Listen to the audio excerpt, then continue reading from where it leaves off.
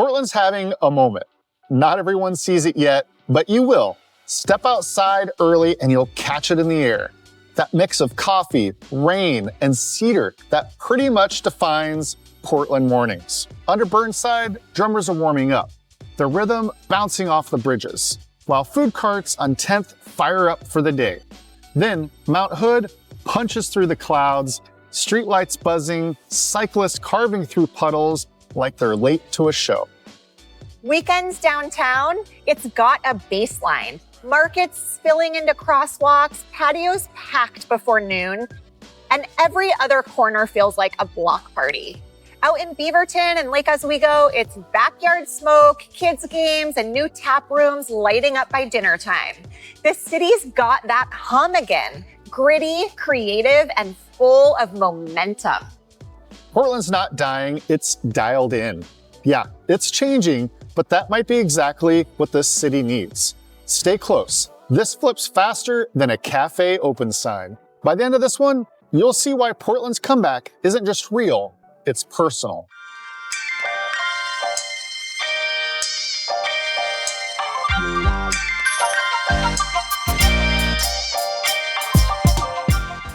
If you're new here, welcome to the Portland that answers to first names.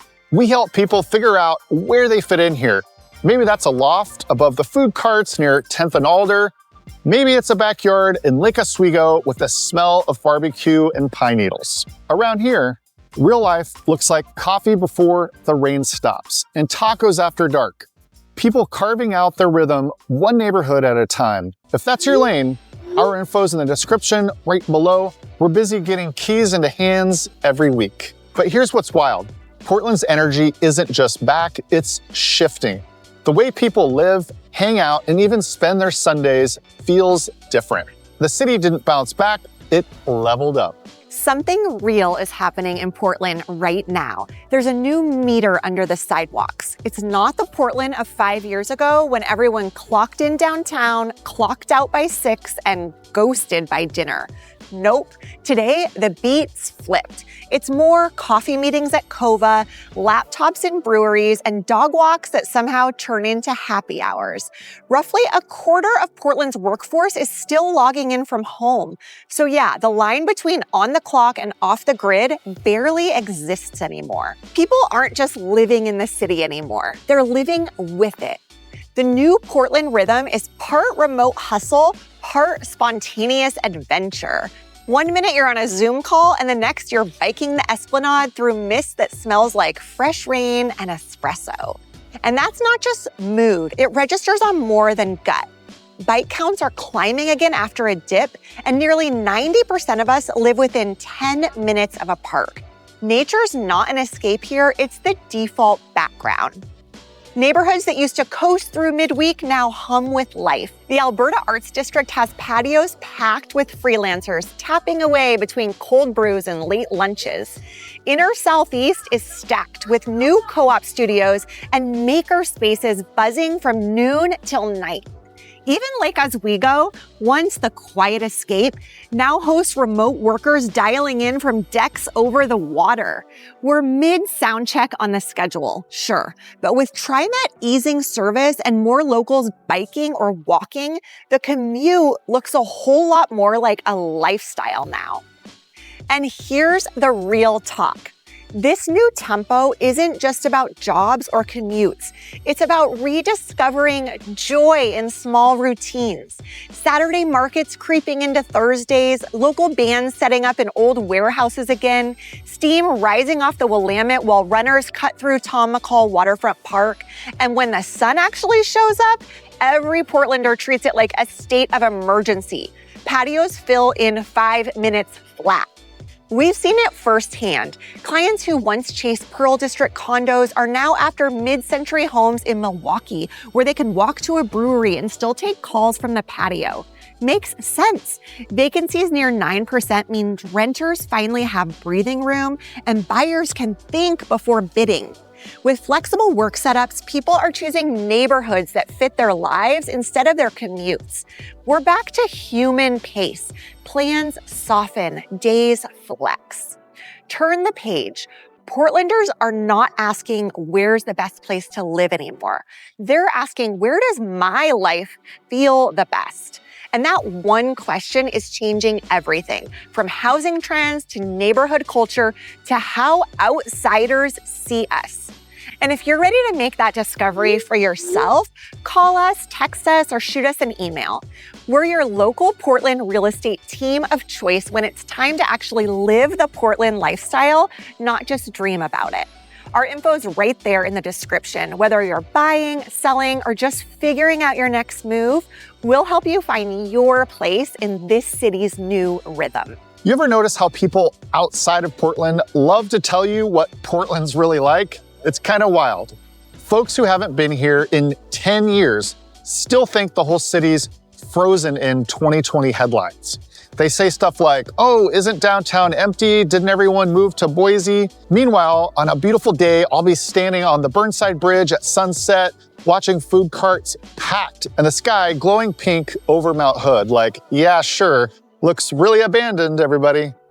The quick truth, Portland's biggest problem isn't what's happening right here. It's what people think is happening right here. The narrative is stuck in the past while the city's already rewritten the script. Their tapes looped, our track moved on, and they're still replaying old news. But Portland's living a different chapter, one with packed patios, weekend pop-ups, and lines wrapping around the block for food carts. Proof's on the dashboard. Downtown foot traffic's up more than 5% year over year. We're sitting at about 70% of the pre-2019 flow, according to Clean and Safe. Homicides are down over 50%. Violent crime is down 17% from last year. That's not opinion, that's straight off the city dashboard. So yeah, the streets do feel safer because they are. Even housing tells the same story. Rents ticked up roughly 3%. Vacancies are near 9%, and home prices are about 7% below 2020 levels, meaning buyers finally have some leverage and renters have options. Out-of-state buyers walk in expecting a crash scene and end up saying, wait, this is affordable and alive? And sure, you'll still pass a boarded up window here and there, but give it a week and that same spot's probably gonna be reopening as a gallery, a tap room, or a sneaker shop that looks like it was designed in Soho. That's the rhythm here. Even the everyone moved to the suburbs myth, half true at best. Yeah, Clark County and Clackamas have been pulling new families. The IRS data backs that up. But Oregon as a whole added over 13,000 residents last year. So it's not a huge exodus that everyone thinks it is that they might hear in the news. It's a reshuffle. The heartbeat's still right here. And I see it firsthand.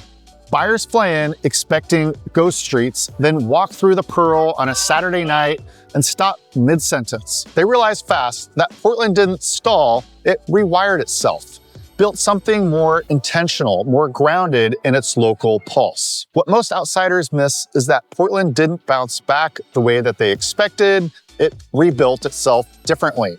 The city quit chasing old models and started leaning into what makes it weirdly great. The community, the creativity, the slower, more intentional way people live here. Even the suburbs picked up the rhythm. Beaverton, Lake Oswego, Vancouver, all vibing with their own mini downtown energy, but still carrying that Oregon heartbeat. And honestly, that misunderstanding's been our secret weapon. While people everywhere else are talking smack, Portlanders were quietly shaping a stronger version of the city, one built on small wins, independent business, and people who actually show up instead of just tweeting about it. Portland's largest age group is age 35 to 49 years old, representing 24% of the city's population, which is the largest share of this age group of any other US city with over 400,000 residents. Something that age group has: maturity, experience, and enough wisdom to rebuild right. I'm curious, what's the biggest myth you've heard about Portland lately? Go ahead and drop it in the comments. I read every one of them, and I'll tell you if there's any truth to it. Promise. Because if you only knew Portland through the headlines, you'd think it was chaos. But if you walk it, smell that cedar after rain, grab a pint at a neighborhood spot, or hear live jazz spilling into Mississippi Avenue, you realize the story's been wrong the whole time. And the news story? You can see it playing out everywhere, especially in real estate. The way people are buying, selling, and moving around the city says more about Portland's comeback than any headline ever could. You can feel it. Portland's pulse is picking up again. It's not loud or flashy. It's the slow click of things just working. Cranes on the skyline, laughter spilling from corner cafes, and the smell of rain on fresh concrete outside a new brewery. That's the new rhythm. No big speeches, just people quietly rebuilding their city. Even the numbers are catching up to the vibe. Rents are up about 3%. Vacancies near 9%, and home prices roughly 7% below 2020. Net, the market took a breath. Renters have options, buyers have leverage, and it feels like a fair fight again. And that old "Portland isn't safe" headline, outdated. City data shows homicides are down over 50%. Violent crime down nearly 17%. The streets feel different because they are different. People are staying out later, catching shows again, walking home without that old edge of tension. Downtown's switched up its schedule too. It's not a 9-to-5 city anymore, it's weekend first. Foot traffic's up more than 5% year over year, sitting at about 70% of pre-2019 levels. Bricks echo with guitar strings again. Markets overflowing onto sidewalks, patios packed with locals pretending that the drizzle doesn't bother them. Jobs are creeping forward, around 22,000 new ones last year. Steady gigs, not startup hype. Schools, hospitals, city crews, the kind of work that keeps the place moving. Visitor spending cracked $5.5 billion, which means more local paychecks, more full cafes, and more lights staying on past midnight. And here's the kind of story that sums it up. There's a cafe/art space off Southeast Belmont that used to sit empty in 2021. A couple from Spokane started as a weekend tent at a farmer's market, got a break on rent when vacancies rose, and turned it into a full storefront. That's what's happening all over. Grit turning into roots, small bets turning into permanence. Even the city's personality is syncing back up with itself.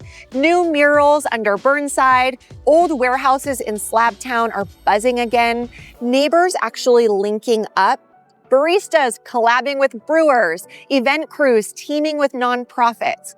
It's not performative community. It's real, it's messy, and it's working. This is Portland's rebuild.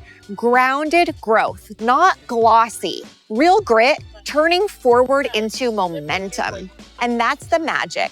It's not a comeback story, it's a keep going story. But every good rebuild brings pressure. And here, it's not just economic, it's also cultural. Because as Portland grows forward, the big question isn't, can it come back? It's, can it hold on to its soul while it does? All right, real talk. Let's keep it honest, scratches and all. The city's got scars, and that's what gives it edge. Everyone's got that one friend who moved away but still texts, "Hey, is it safe now?" Or "Did everyone bail?" And we're like, "Hey, the stats changed, but you did not." Yes, there are challenges, but they're the kind that actually mean something. Crime down over 15% this year alone, with homicides cut in half.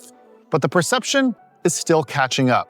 That's the weird paradox. The numbers say one thing and the national narrative says another. Portland's safer, but the story just hasn't updated yet. Housing's in that same zone, the messy middle. Prices dropped around 7% since 2020. Rents ticked up, vacancies are hovering near 9%. It's a tune-up, not a toe. Buyers finally have leverage, renters finally have choice, and builders, they've got to earn it now. You can literally hear the shift. Fewer cranes in the skyline, more real conversations about livability, not luxury.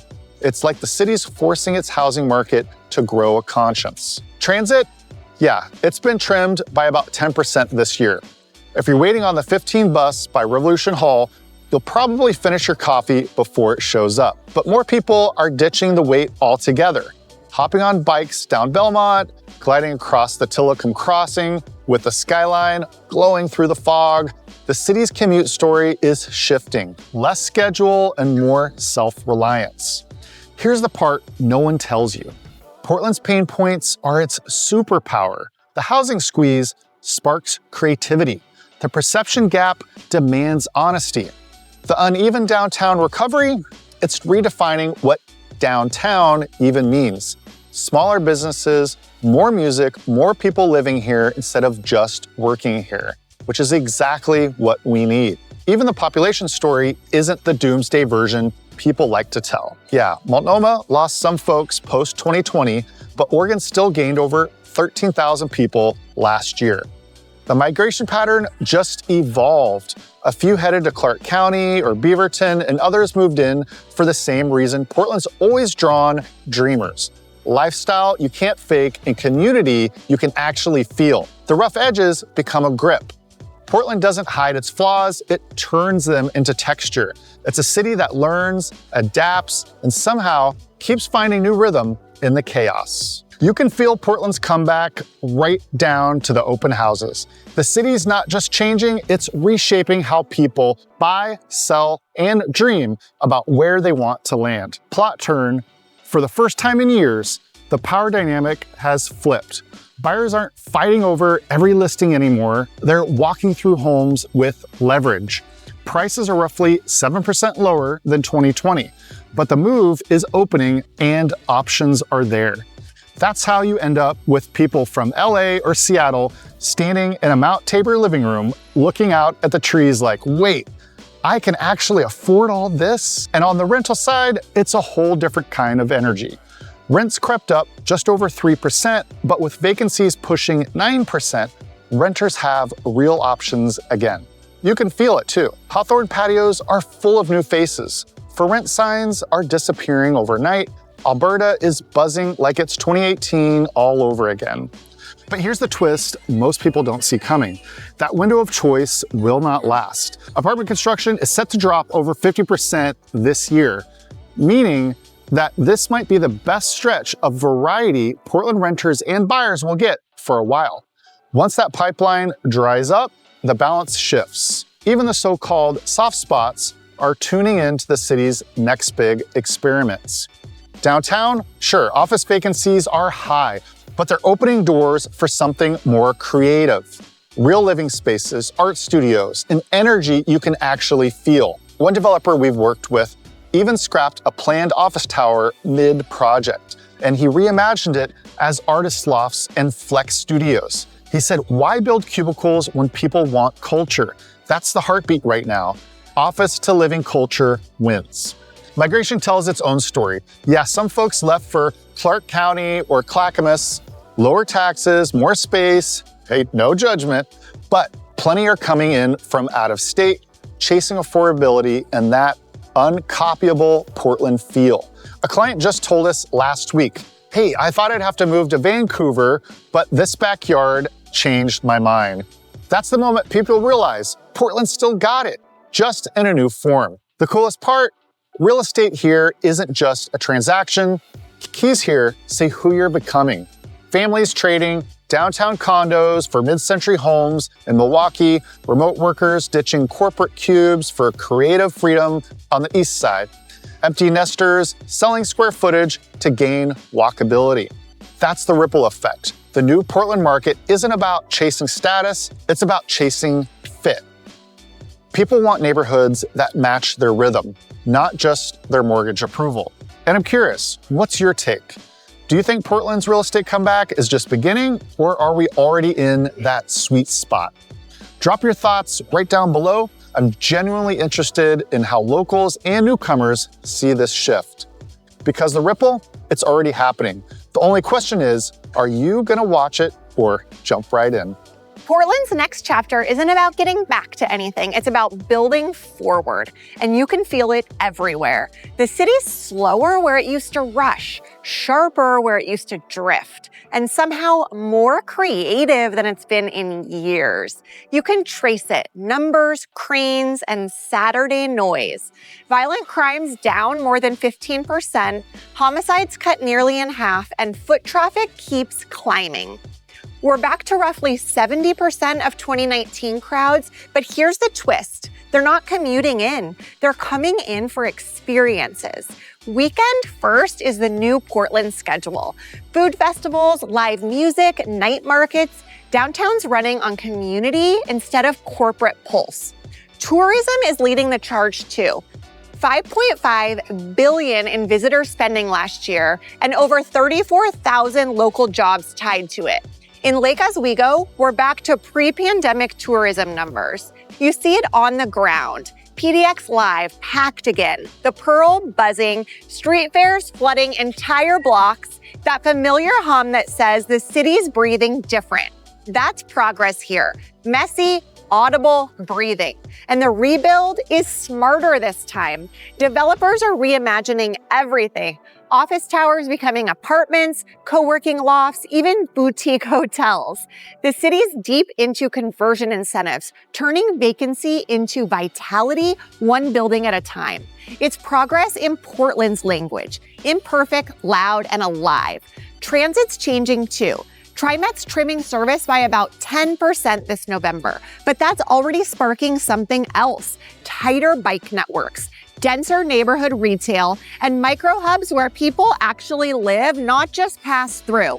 We're leaning harder into that 20-minute life, where everything you could need or want is within 20 minutes of home.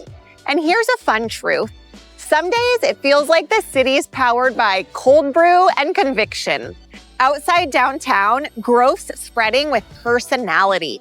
Beaverton's trading strip malls for food halls. Lake Oswego's starting to feel almost coastal. Vancouver's got that startup spark Portland used to brag about.